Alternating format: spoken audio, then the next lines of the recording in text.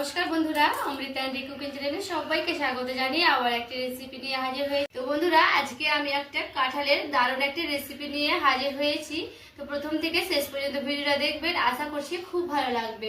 তো চলুন পুরো ভিডিওটা শুরু করি। তো বন্ধুরা, এখানে আমি নিয়ে নিয়েছি একটা কাঁঠাল। দেখুন, কাঁঠালটা কিন্তু আমি অর্ধেক নিয়েছি। আর এটা কাটার জন্য নিয়ে নিব এখানে 1 ডজনের মতো তেল, আর নিয়ে নেব অল্প একটু জল দিয়ে জলটাকে আছে তেলটাকে এইভাবে একটু ভালো করে ফ্যাট করে নেব। দিয়ে হাতের মধ্যে এইভাবে আমি লাগিয়ে নেব। দিয়ে এবার আমি কাঁঠালটাকে কেটে নেব। তবে এইভাবে কি হবে, আঠাটা লাগবে না, তার জন্য কিন্তু আমি এইভাবে তেলটা লাগিয়ে নিলাম। দেখুন বন্ধুরা, এই সাইজ করে কিন্তু আমি সবগুলো কাঁঠাল কেটে নেব। আর দেখুন, হাতে কিন্তু একটুও আঠা লেগে নাই, আর তেলের কারণে কিন্তু হাতে আঠা লেগে থাকে না। এইভাবে আমি সম্পূর্ণ কাঁঠালটা কিন্তু কেটে নেব। তো দেখুন বন্ধুরা, আমি এই সাইজ করে কিন্তু সম্পূর্ণ কাঁঠালগুলো কেটে নিয়েছি। আর দেখে কিন্তু বুঝতেই পারছেন। এবার আমি একটা বাটিতে নিয়ে নিয়েছি জল। দেখুন, এবার আমি জলে দিয়ে দেব হলুদ। হলুদটা দিলে সেই কাঁঠালের আটাগুলো সবগুলো বেরিয়ে যাবে, আর সেই কষগুলো কিন্তু বেরিয়ে যাবে। তার জন্য আমি সবগুলো কাঁঠাল দিয়ে দিচ্ছি সেই হলুদ আর জলের ওপরে। সবগুলো কাঁঠাল আমি দিয়ে দিলাম।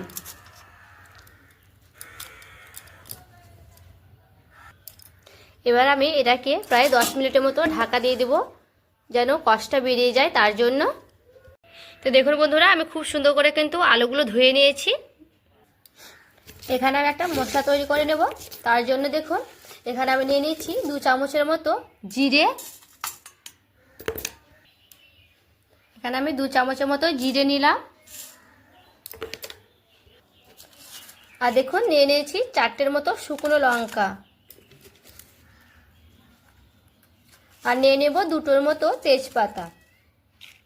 আর নেব 2টোর মতো গোলমরিচ। আর নেব লবঙ্গ। দেখুন, 2টো নিয়েছি লবঙ্গ। গোলমরিচ তরকারিতে দিলে খুব সুন্দর কিন্তু ঠান্ডা কাটতে, আর গোলমরিচ কিন্তু খুব ভালো খাওয়া। আর এখানে নিয়েছি এলাচ আর দারচিনি। তো চলুন এগুলোকে আমি ভেজে নেব। শুকনো কড়াইয়ে সেই মশলাগুলো আমি ভেজে নেব। হালকা করে নাড়তে থাকবো। দেখবেন হালকা করে ভাজা হয়ে গেলে কিন্তু নামিয়ে নিতে হবে। দেখুন, খুব সুন্দর করে কিন্তু ফুটতে লেগেছে। এবার আমি সেই ভাজাটা নামিয়ে নেব। এই ফুটন্ত অবস্থায় নামিয়ে নিতে হবে। দিয়ে এবার আমি ঠান্ডা করার জন্য রেখে দেব একটা থালায়। ঠান্ডা হয়ে গেলে কিন্তু আমি মিক্সিং বলে পেস্ট করে নেব। আর এদিকে আমি কড়াই চাপিয়ে নিয়েছি। কড়াইয়ে আমি দিয়ে দিচ্ছি জল। আর সেই হলুদে ভেজানো কাঁঠালগুলো আমি একে একে এইভাবে নেব। দিয়ে আমি সেই কড়াইয়ের উপরে দিয়ে দেব।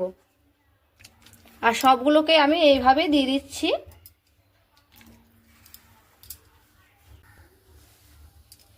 আর দেখুন, সবগুলো কাঁঠাল আমি কিন্তু দিয়ে দিয়েছি। আর এখানে আমি দিয়ে দিব লবণ। লবণটা যেন কাঁঠালের ভেতরে ঢুকে, তার জন্য আমি পরিমাণ মতো লবণ দিয়ে দিচ্ছি। আর কাঁঠালগুলো সেদ্ধ হয়ে যাবে, তার জন্য হালকা করে আমি এইভাবে নেড়ে নেব। হালকা ভাপ দেব কাঁঠালগুলো। চাপা দিয়ে দিচ্ছি ঢাকনা দিয়ে। দেখুন, ঢাকনাটা আমি উঠিয়ে দেখব। আর দেখুন, হালকা আমি কিন্তু ভাপে নিয়েছি কাঁঠালটা। এবার আমি নামিয়ে নেব একটা বাটিতে।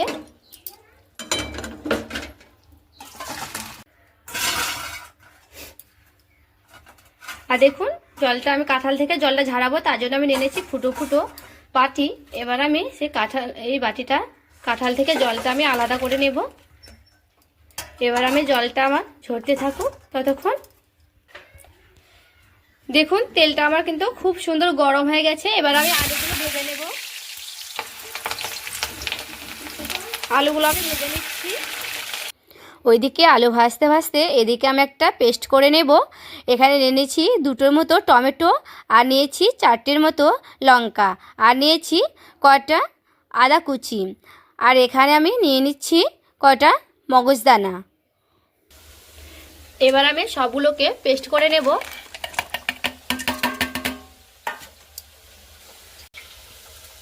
আর অল্প একটু জল দিয়ে দেব,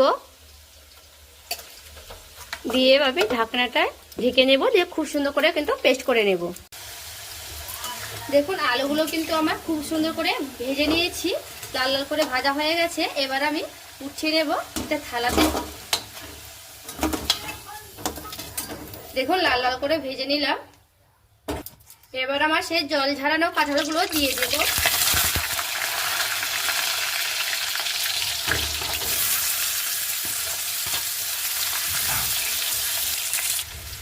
কাঁঠালটা দেখুন আমি হালকা করে ভেজে নিয়েছি, কাঁঠাল কিন্তু বেশি ভাজতে হবে না, হালকা করে ভেজে নিলে হয়ে যাবে। সেই আলুর উপরে আমি তুলে নিলাম। সেই তেলের ওপরে দিয়ে দিচ্ছি একটা শুকনো লঙ্কা, ভেঙে দিয়ে দিলাম। দেব কটা সে গোটা জিরে, দেব দারচিনি, দুটোর মতো লবঙ্গ, আর সে টমেটো পেস্ট, আর দিয়ে দেব সে ভাজা মশলার গুঁড়ো 2 চামচের মতো,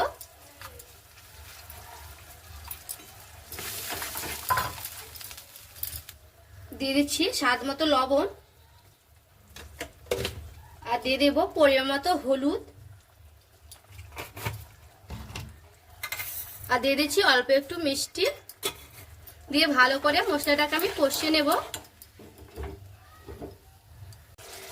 দেখুন মশলাটা কিন্তু আমার খুব সুন্দর করে কষিয়ে নিয়েছি, আর দেখুন মশলার গা থেকে কিন্তু তেল ছেড়ে এসেছে। এই সময়ে কাঁঠাল আর আলুগুলো দিয়ে দেব সবকটাই।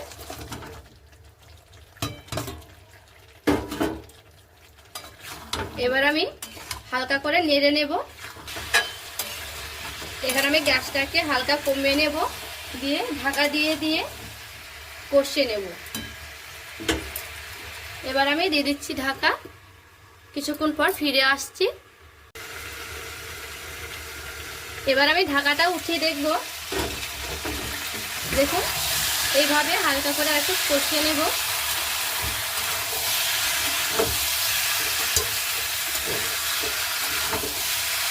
দেখুন এইভাবে কিন্তু কষতে কষতে সে কাঁঠালের গা থেকে তেল ছেড়ে আসবে, দেখে কিন্তু বুঝতেই পারছেন বন্ধুরা। এইভাবে আমি ঢাকা দিয়ে দিয়ে 2 থেকে 3 বার ঢাকা উঠিয়ে উঠিয়ে আমি নাড়াচাড়া করে নেব। দেখুন কাঁঠাল আলুটা কিন্তু আমার খুব সুন্দর করে কষানো হয়ে গেছে, আর আমি 2 থেকে 3 বার কিন্তু ঢাকা উঠিয়ে উঠিয়ে খুব সুন্দর করে কষিয়ে নিয়েছি। আর দেখুন এবার আমি দিয়ে দিচ্ছি জল সেদ্ধ করার জন্য। জলটা একটু পরিমাণ মতো দিয়ে দিতে হবে, যেহেতু আলু কাঁঠাল সবগুলোই কিন্তু সেদ্ধ হবে।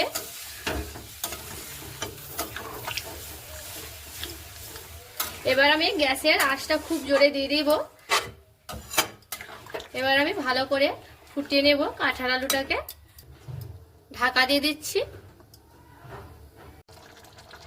দেখুন কাঁঠাল আলুটাকে কিন্তু খুব সুন্দরভাবে আমার সেদ্ধ হয়ে গেছে, দেখে কিন্তু বুঝতেই পারছেন বন্ধুরা। আর নিরামিষ তরকারিতে একটু যদি শেষে ঘি দেওয়া যায় তাহলে কিন্তু খুব সুন্দর লাগে। আমি 1 চামচের মতো ঘি দিয়ে দিচ্ছি, আর দিয়ে দিব গরম মশলা বা মিট মশলা, দিয়ে হালকা করে এইভাবে আমি নেড়ে নেব। আর কাঁঠালটা কিন্তু শুকনো শুকনো হয়ে গেলে খেতে ভালো লাগে, বেশি টেস্টি হয়। আর সব শেষে আমি দিয়ে দিচ্ছি ধনেপাতা কুচনো। এবার আমি নামিয়ে নিচ্ছি। দেখুন তো দেখুন বন্ধুরা আমার কাঁঠাল আলুর রেসিপিটা কেমন হয়েছে আপনাদের, আর কেমন লাগছে দেখতে। এইরকম কাঁঠাল আলু রেসিপি একবার হলেও কিন্তু বাড়িতে বানিয়ে খেয়ে দেখতে পারেন বন্ধুরা। কষা মটনকেও কিন্তু হার মানাবে। আর আমার এই রেসিপিটা একটুও যদি ভালো লেগে থাকে তবে কিন্তু লাইক কমেন্ট করতে ভুলবেন না। ভিডিওটি ভালো লাগলে অবশ্যই কিন্তু চ্যানেলটাকে সাবস্ক্রাইব করে আমার পাশে থাকবেন। আর দেখুন বন্ধুরা কত সুন্দর কিন্তু হয়েছে কাঁঠাল আলুর রেসিপিটা, দেখতে যেমন সুন্দর লাগছে খেতে কিন্তু খুব সুন্দর হয়েছে বা টেস্টি হয়েছে।